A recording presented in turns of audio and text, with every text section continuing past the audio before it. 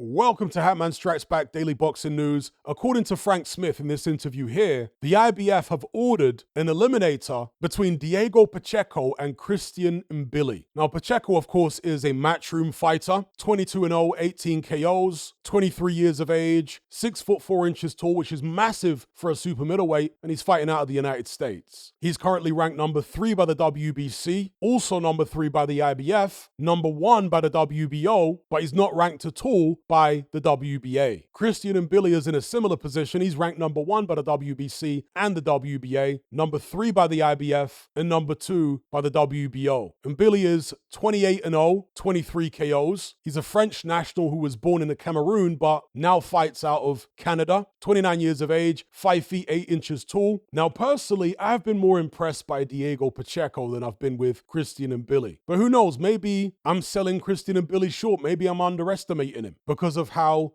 basic I perceive him to be. He's highly aggressive. He throws loads of punches. He's got good power, not special power, but good power. But he also makes a ton of mistakes. I mean, glaring mistakes. Pacheco, to me, looks a lot more polished technically than Christian Mbilli. With that being said, technical polish isn't the be-all and end-all. Sometimes when an opponent has sufficient will and physical toughness, they can overcome somebody with superior technique. He certainly did that in his last fight against Sergey Derevyanchenko, although Derevyanchenko was clearly injured from quite early on. And if Mbilli were to fight Diego Pacheco, he'd also have to contend with not only superior technique, but superior height and reach. But just to make things clear, I'm certainly not writing him off against Diego Pacheco. If that fight were to happen, Pacheco is unproven himself. His last fight was a win over Selecki, who is a tough fringe contender, but no great shakes, let's be real. But here's the thing, both of these guys are potential stars. They both have a growing fan base, particularly Christian Mbilli up in Canada. But Pacheco too, as tends to be the case with fighters of Mexican descent, is becoming quite popular as well. Therefore, you have to wonder whether the teams of both these fighters would want to risk putting them in against each other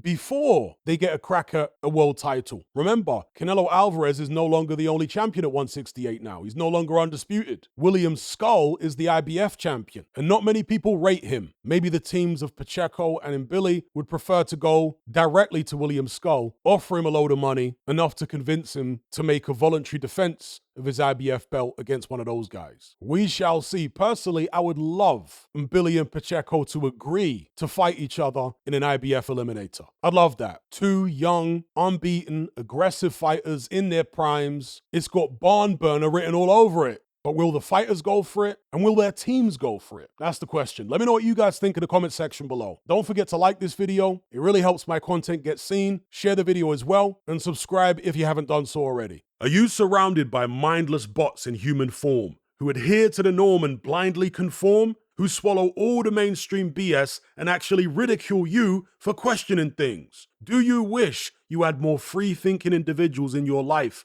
to network and converse with? Well, look no further. We're right here. Come and join the Brotherhood of Reason on Patreon. You'll gain access to my weekly topical content where we take deep dives on an endless variety of subjects, as well as my vast back catalogue of podcasts, videos, interviews, movie decodings, and my Confessions of a Nightclub Bouncer series. You'll also get to talk and network with myself and hundreds of other people in our members chat. You can enjoy all this via the Patreon app or on desktop, and download all my podcasts in high-quality MP3. There's no contract, no commitment. You can cancel at any time, just like Netflix, but it's a hell of a lot cheaper. Just download the app from the Play Store or the App Store, or simply visit patreon.com on a web browser. Then head on over to my page and select the tier called the Brotherhood of Reason. All the links are in the description box below. And just a quick money-saving tip for Apple users. If you purchase your Patreon subscription on the desktop site or on Android,